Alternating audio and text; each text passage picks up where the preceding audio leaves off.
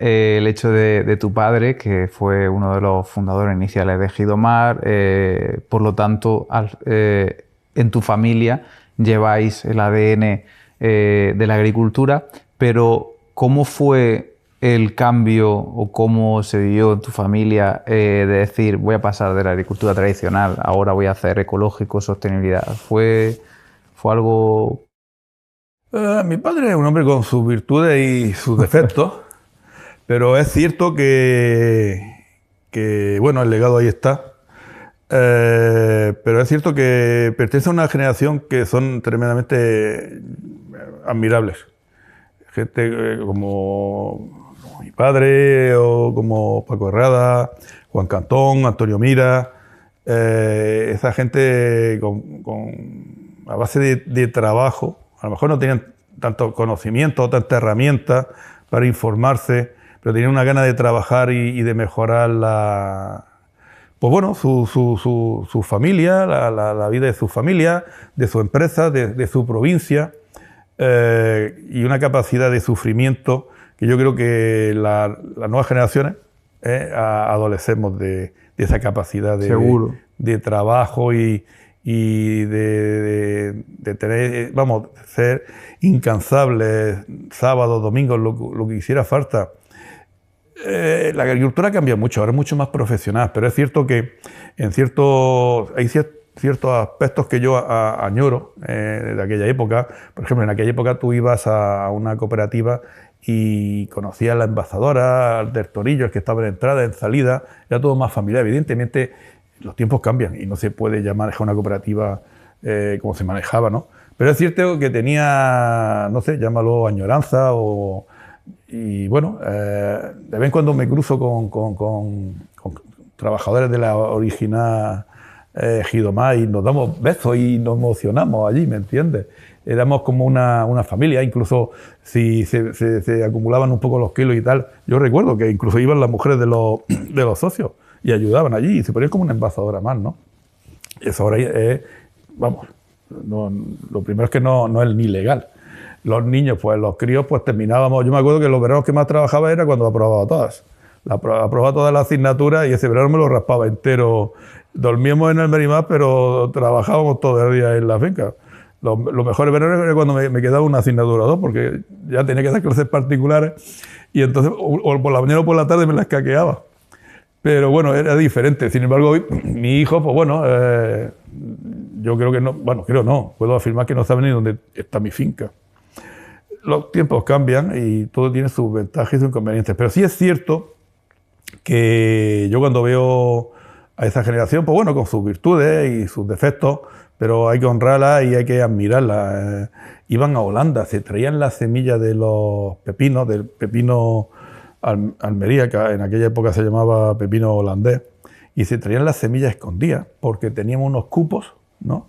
Y los cupos eran ridículos, claro, porque a los holandeses no les interesaba que Almería pudiera producir en invierno, porque estaban ellos solos y los vendían muy bien.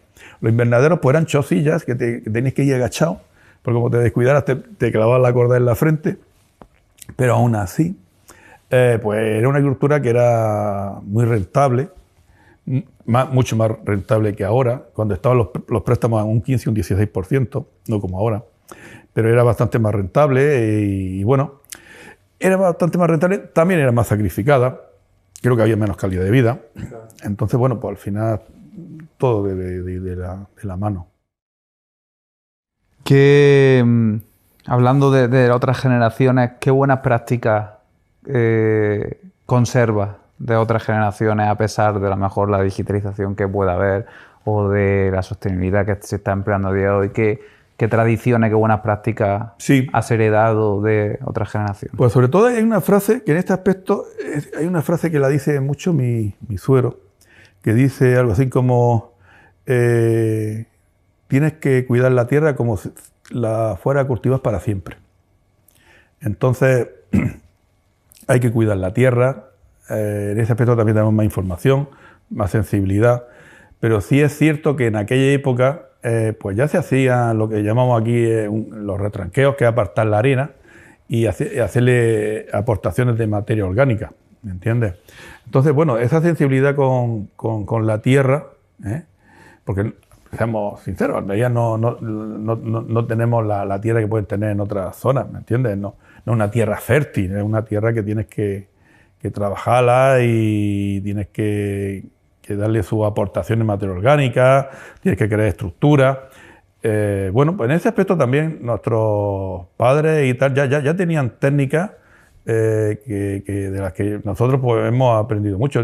Yo todos los años hago aportaciones de materia orgánica, retranqueamos. Es cierto que no hacemos esos retranqueos que se hacían antiguamente, con esa gran cantidad que se aportaba. Nosotros ahora hacemos aportaciones más pequeñas, pero todos los años, ¿no? Pero sí, claro que sí, el amor a la tierra, el cariño por un buen producto, cómo trataban las plantas, los cultivos, el personal, ¿no? Sí, claro, hay muchas cosas, hay muchos aspectos que la capacidad de sacrificio, todas esas cosas, pues bueno, intentamos emularla o parecernos.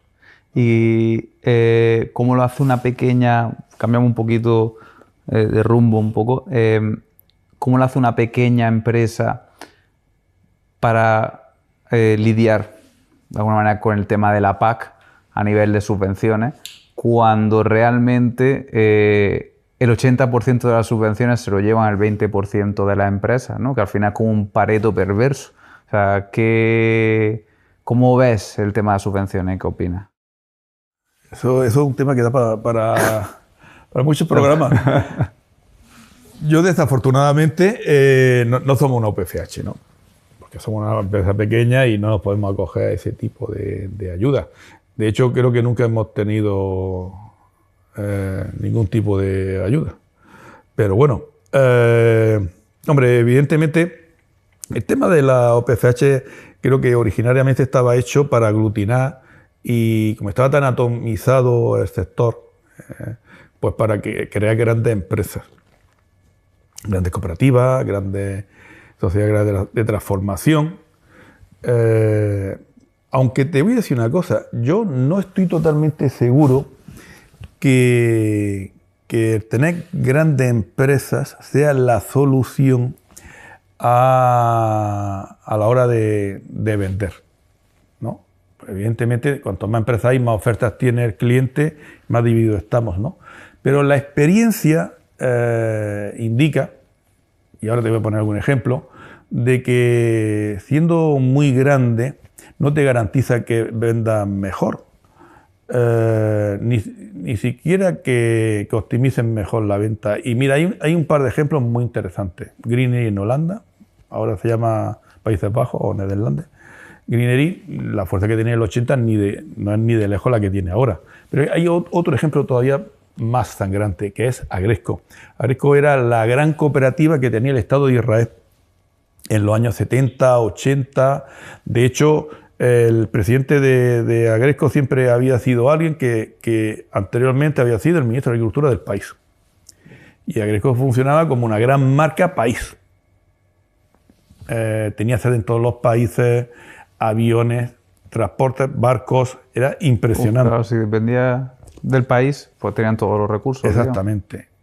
Pero al final, pues, bancarrota, porque se gestionó de forma errónea. Gestionó como gestionaba la política, ¿no? Al final. Por ejemplo. ¿Vale? Entonces, yo creo que más bien es una cuestión de gestión. Evidentemente, el tener grandes empresas y grandes cooperativas, pues, claro que ayuda. Pero tampoco estoy muy seguro de que sea la solución o la panacea. Yo creo que es una cuestión más de optimización y de gestionar y de ponernos de acuerdo. Cuando está caro, está claro que no necesitamos ponernos de acuerdo. Pero cuando está barato, o sea, hoy sabemos perfectamente un kilo de calabacín, un kilo de tomate, un kilo de pepino, dónde está el precio que establece su umbral de beneficio o su umbral de pérdida. Pues oye, por debajo de su umbral, pues no se debe de vender. Sé, cuando nos estén escuchando, que dirán, hombre, es que eso la ley no te lo permite. Hay herramientas y hay recovecos para darle forma a eso y sí, no sé. como decía Landelino Lavilla, uno de los que hicieron la transición del régimen franquista a la democracia, ¿no? Algo así como que la norma para destruir la norma, ¿no? O desde la ley para hacer la ley, ¿no? O sea, ahí en ese aspecto pues deberíamos de trabajar y a través de las organizaciones que nos representan a todos, como COESPAL y ECOAD, etcétera, pues articular de alguna manera que pudiéramos cumplir con la ley, pero que cuando vienen esos momentos pues tengamos que... Lo que sí es cierto que la extensión de normas no es la panacea tampoco, y la extensión de normas funciona si los productores no lo queremos. No tiene sentido establecer extensión de normas, pero después la segunda no la destruimos. Y empezamos a guardarla ahí en las cámaras frigoríficas. La extensión de normas no es una pajarita, una varita mágica. Ni creo que tampoco se debe de abusar, porque si se abusa, pues pierde credibilidad. Y el objeto